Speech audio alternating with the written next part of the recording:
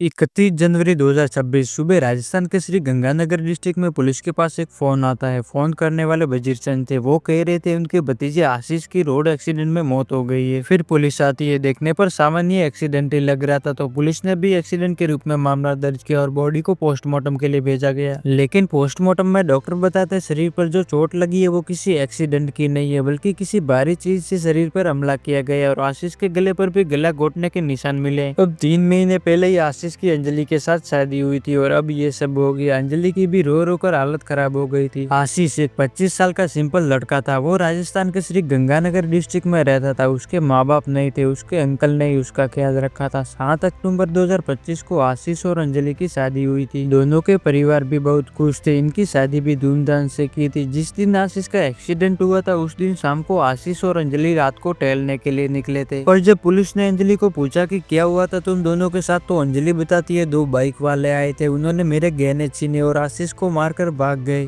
अब यहाँ अंजलि बार बार अपना स्टेटमेंट बदल रही थी, तो पुलिस को अंजलि के ऊपर शक होने लगा। तो पुलिस ने अंजलि के कॉल रिकॉर्ड चेक किया, लेकिन जो कॉल रिकॉर्ड में मिला उसने पूरे केस को सुलझा दिया। तो शादी से पहले अंजलि श्री गंगानगर के एक कॉलेज में पढ़ती थी और उसी कॉलेज में एक लड़का पढ़ता था, संजय, जो कि अंजलि का रिश्तेदार था। तो इसी वजह से इन दोनों के बीच में बातचीत शुरू हो गई और कुछ ही टाइम में दोनों एक दूसरे से प्यार करने लगे। लेकिन फिर अंजलि और संजय की कहानी अंजलि के पेरेंट्स को पता चल गई। अंजलि के पेरेंट्स को संजय बिल्कुल भी पसंद नहीं था, क्योंकि संजय बेरोजगार था और अपने खुद के खर्चे निकालने के लिए वो किसी होटल में वेटर का काम करता था। लेकिन अब अंजलि के पेरेंट्स को पता चल जाता है, तो वो 30 अक्टूबर 2025 को अंजलि की शादी आशीष के साथ करवा देते हैं। आशीष एक प्राइवेट स्कूल टीचर था, लेकिन शादी के बाद भी अंजलि संजय को नहीं भूली थी। उसका रिलेशनशिप भी 7 साल पुराना था। अंजलि शादी के बाद भी चोरी छुपे संजय से बात करती थी, लेकिन दोनों मिल नहीं पाते थे। अब इसी मुश्किल को दूर करने के लिए अंजलि ने एक प्लान बनाया। उसने गंगानगर में एमए की पढ़ाई करने का बहाना बनाया। उसने अपने पति आशीष से कहा कि मैं मायके जाकर पढ़ाई करना चाहती हूँ, लेकिन आशीष ने साफ मना कर दिया और बोला कि तुम्हें पढ़ाई करनी है तो यहीं से कर लो, मायके जाने की क्या जरूरत है। अब इसी बात से अंजलि गुस्सा हो जाती और ये बात संजय को भी बताती है। अंजलि इस घटना से 16 दिन पहले ही मायके गई थी और वहाँ संजय और अंजलि मिले एंड उसी दिन उन दोनों ने आशीष को रास्ते से हटाने का प्लान बनाया। प्लान पूरी तरह से तैयार होने के बाद अंजलि वापस अपने ससुराल आ गई। ससुराल आने के बाद अब वो बहुत खुश रहने लगी और आशीष का भी ख्याल रखने लगी ताकि किसी को उसके ऊपर शक न हो। और अब की बार वो आशीष को शाम को खाना खाने के बाद बाहर टहलने के लिए ले जाने लगी। 30 जनवरी को भी आशीष और अंजलि खाना खाने के बाद बाहर टहलने के लिए निकले थे, लेकिन निकलने से पहले ही अंजलि ने संजय को फोन करके बता दिया था कि हम दोनों अभी घर से निकल रहे हैं। ये सुनते ही संजय अपने फ्रेंड रोहित और सिद्धार्थ को लेकर आशीष के घर से कुछ ही दूरी पर रोड के साइड में लगी झाड़ियों में छुप गया। अंजलि भी आशीष को एक सुनसान सड़क की ओर ले गई, जहाँ अंधेरे में 3 लोग उनका पहले से ही इंतजार कर रहे थे। अब जैसे ही आशीष वहाँ पहुंचा, अंजलि ने उन लोगों को इशारा किया और कुछ ही सेकंड में आशीष के ऊपर बेरहमी से हमला हुआ। आशीष गिर पड़ा, लेकिन उसकी सांसें अभी भी चल रही थी। लेकिन फिर उन लोगों ने एक मफलर लिया और आशीष के गले में लपेट कर कसते गए जब तक आशीष ने दम नहीं तोड़ा। अब आशीष के दम तोड़ने के बाद अंजलि ने अपने झुमके और आशीष का फोन उन लोगों को दे दिया ताकि मामला लूटपाट का लगे। फिर आशीष के शरीर को ऐसे सड़क पर छोड़ा गया जैसे एक्सीडेंट लगी। अंजलि भी बेहोशी का नाटक करते हुए आशीष के पास गिर गई। फिर कुछ लोगों ने देखा और पुलिस को सूचना दी। फिर वहाँ फॉरेंसिक टीम भी आती है। उन्हें भी वहाँ कोई गाड़ी के टायर के निशान नहीं मिले, तो कंफर्म हो गया कि ये मामला एक्सीडेंट का तो नहीं है। और अंजलि के कॉल रिकॉर्ड में भी संजय का नाम मिला और जब घटना हुई तब अंजलि और संजय की लोकेशन भी एक ही जगह पर थी। तो इन्हीं सबूतों से पुलिस ने अंजलि से सख्ती से पूछताछ की और अंजलि ने अपना मुंह खोल दिया। फिर पुलिस ने उन तीनों आरोपियों को भी गिरफ्तार कर दिया। लेकिन यह गलती अंजलि और उसके पेरेंट्स की है। अगर उन्होंने अंजलि की शादी संजय से करवा दी होती तो शायद आज आशीष के साथ ये सब नहीं होता। पर अब अंजलि और उसका बॉयफ्रेंड दोनों ही सलाखों के बीच हैं। तो बस ये केस यही समाप्त होता है।